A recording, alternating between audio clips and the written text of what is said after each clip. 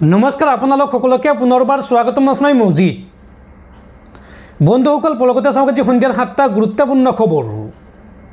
প্ৰথমটো খবৰ, ওয়াকফ আইনক লৈ উচ্চতম ন্যায়ালয়ত বৃহৎ জয়লাভ মুছলমান পক্ষৰ। ওয়াকফক লৈ অন্তৰ্বৰ্তী ৰায় দেশৰ সৰ্বোচ্চ ন্যায়ালয়ৰ। জিলা আয়ুক্তক দিয়া ক্ষমতাত স্থগিতাদেশ উচ্চতম ন্যায়ালয়ৰ। অৱশ্যে ওয়াকফ সংশোধনী আইন বাতিল কৰিবলৈ অস্বীকাৰ উচ্চতম ন্যায়ালয়ৰ। ওয়াকফক লৈ অন্তৰ্বৰ্তীকালীন ৰায় দেশৰ সৰ্বোচ্চ ন্যায়ালয়ৰ। সংশোধিত ওয়াকফ আইনৰ দুটা ধাৰাত স্থগিতাদেশ সুপ্ৰিম কোৰ্টৰ। জিলা আয়ুক্তক দিয়া ক্ষমতাত স্থগিতাদেশ উচ্চতম ন্যায়ালয়ৰ। ইছলামত 5 বছৰ দীক্ষিত হ'লেহে দান কৰিব পৰা দফাত স্থগিতাদেশ উচ্চতম ন্যায়ালয়ৰ। অৱশ্যে ওয়াকফ সংশোধনী আইন বাতিল কৰিবলৈ অস্বীকাৰ উচ্চতম ন্যায়ালয়ৰ। ওয়াকফ কৰিবলৈ 5 বছৰ পুৰণি ইছলাম হ'ব লাগিব বুলি কৈছিল নতুন আইনে। এই দফাত স্থগিতাদেশ জাৰি কৰিলে দেশৰ সুপ্ৰিম কোৰ্টে। ওয়াকফ বৰ্ডত 11গৰাকী সদস্যৰ ভিতৰত 3জনতকৈ অধিক অমুছলমান হ'ব নালাগে, এই মন্তব্য সুপ্ৰিম কোৰ্টৰ। লগতে ওয়াকফ বৰ্ডৰ মুৰব্বীজন মুছলমান হ'ব লাগে, এই বুলি নিৰ্দেশ দিছে দেশৰ সৰ্বোচ্চ ন্যায়ালয়ে। পৰৱৰ্তী খবৰ, সাৱধান ৰাজ্যবাসী, ৰাজ্যত পুনৰ বতৰ ল'ব কালৰূপ। আগন্তুক 24 ঘণ্টাত ৰাজ্যত হ'ব মুখলধাৰ বৰষুণ। এই সন্দৰ্ভত ৰাজ্যজুৰি এলাৰ্ট জাৰি বতৰ বিজ্ঞান কেন্দ্ৰৰ।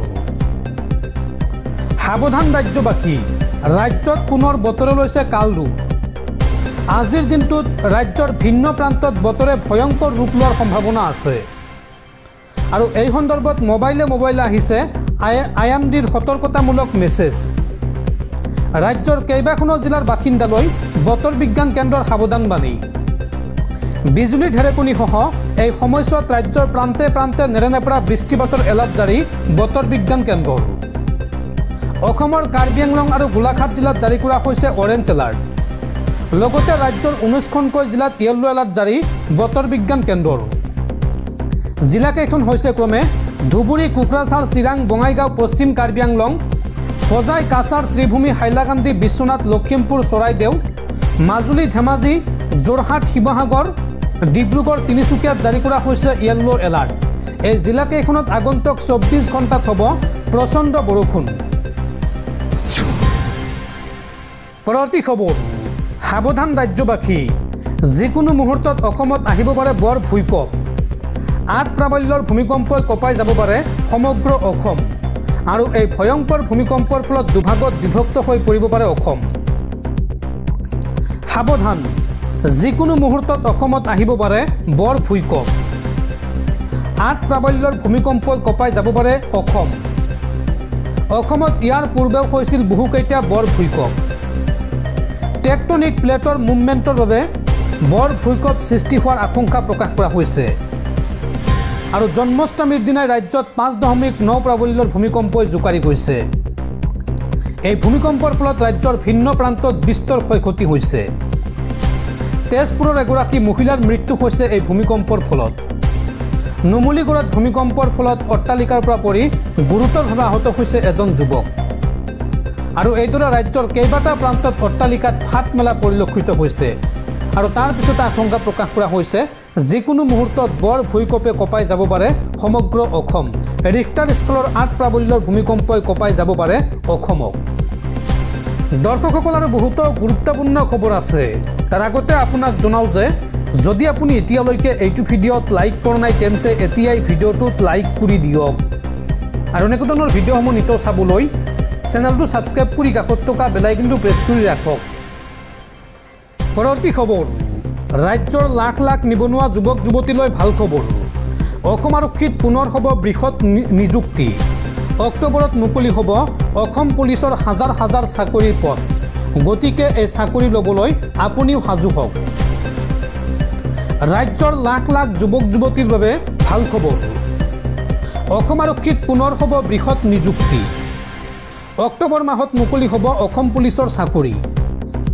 BTC নিৰ্বাচনৰ প্ৰচাৰ সভাতে মুখ্যমন্ত্ৰীয়ে কৰিলে এই ডাঙৰ ঘোষণা।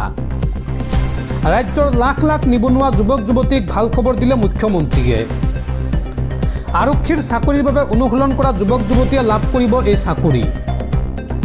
অক্টোবৰত ৰাজ্য চৰকাৰে মুকলি কৰিব অসম আৰক্ষীৰ চাকৰিৰ পদ আৰু নৱেম্বৰ মাহত নিযুক্তিৰ বাবে হ'ব পৰীক্ষা।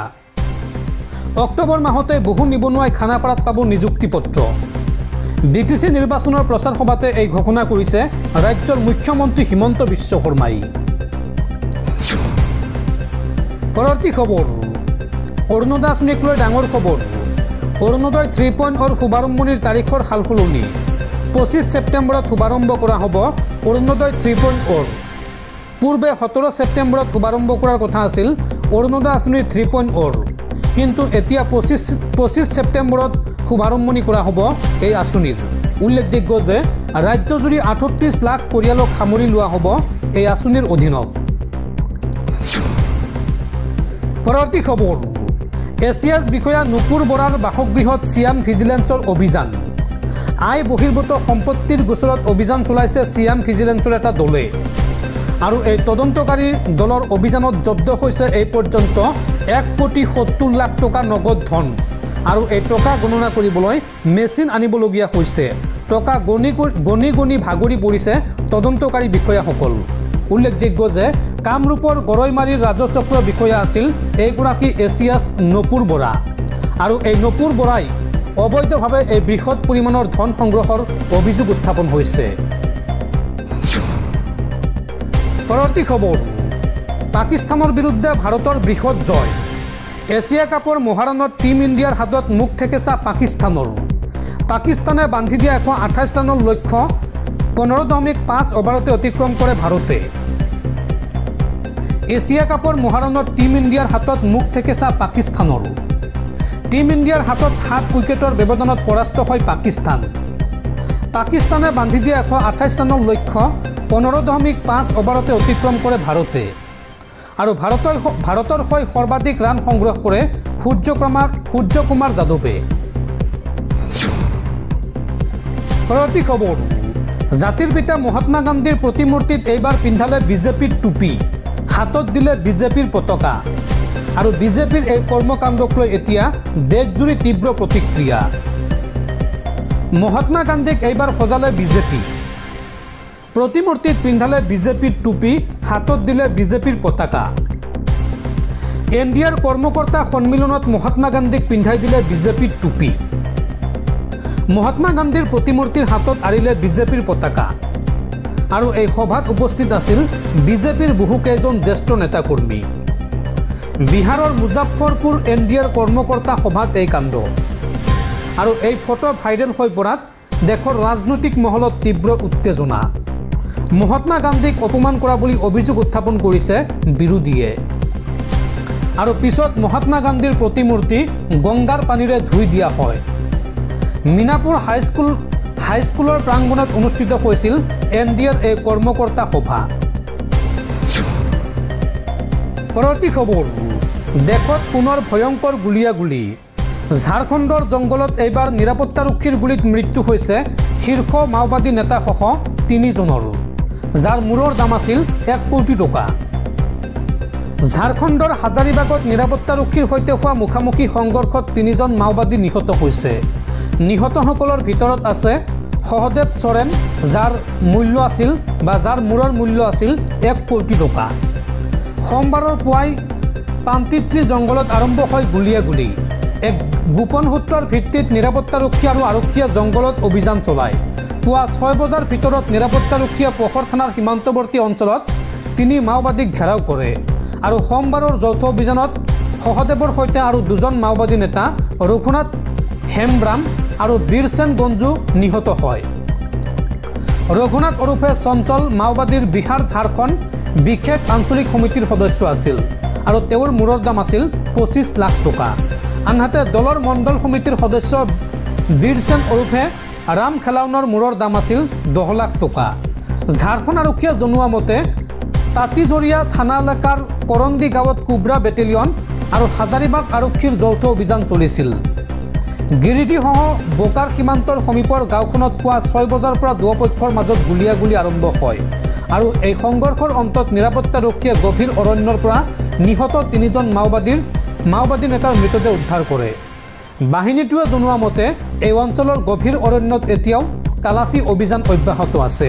বৃহৎ সংখ্যক নিৰাপত্তাৰক্ষী মোতায়েন কৰা হৈছে এই অঞ্চলত।